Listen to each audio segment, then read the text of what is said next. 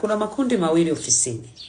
Kuna kundi ambalo wapo hawajui kazi. Yaani katika makundi ambao hawajui kazi, yani wamezisomea lakini hawana experience au exposure ya zile kazi. Hapo haya makundi mawili. Kuna moja hajui na ana kiu ya kujifunza. Unamuona kabisa huyu mtu hajui kazi yake vizuri, lakini ni mtu ambaye anatamani kujifunza, ni mtu ambaye anatamani kujiongeza, ni mtu ambaye anatamani aiweze ile kazi.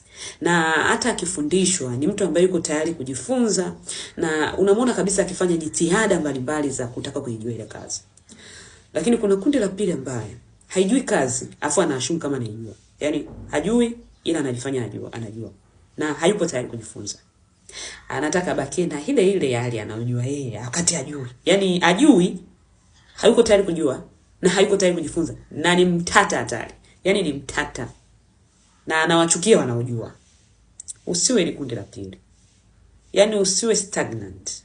Yaani usiamini kile unachokijua ndio kiko hivyo unavyokijua all the time. Kuwa na room ya kuimprove, kuwa na room ya kujifunza. Si kila kitu ambacho tunakijua kwa namna tunayojua kwamba hiyo namna tunayojua ndo namna pekee ya hicho kitu kinavyofanywa.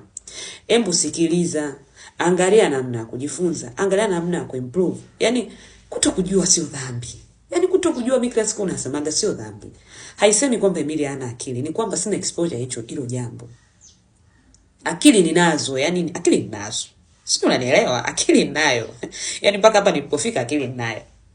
Ila yawezekana hicho kitu ndo siko na ufahamu nacho. Na siwezi kujua kila kitu, mimi sio ChatGPT. Yaani kwamba you can ask me everything na nikajua kila kitu. Kuna vingine navijua, ila hicho ndo sikijui. Na vitu vinajifunzishika. Mimi nishafanya kazi taasisi nyingi sana. Kwa hiyo kila taasisi ina utaratibu wake wa kazi. Kila utaratibu ina service line zake, expenses zake, namna inaandaa hesabu and everything. Kwa hiyo inawezekana nilikuwa nikiandaa za kule, lakini za huku ni service line mpya, ni ya taasisi mpya, ni kampuni mpya, sijui. Nataka kujifunza. So usina haja kucheka kwamba sijui, najifunza. Kwa hata wewe usiogope kutokujua, kubali kujifunza.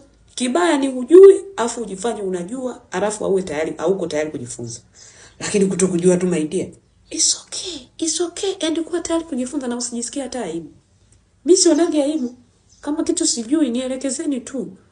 Kama utaniona wewe sina akili ni wewe, lakini mimi najiona akili ninazo. Ila tu ndio hicho kitu sikijui na niko willing kujifunza. Kwa hiyo tuwe tayari kujifunza. Uwe kundi ambalo hujui lakini uko tayari kujifunza, upo tayari kupokea maelekezo na upo tayari kutekeleza yale utakayofundishwa. That's all.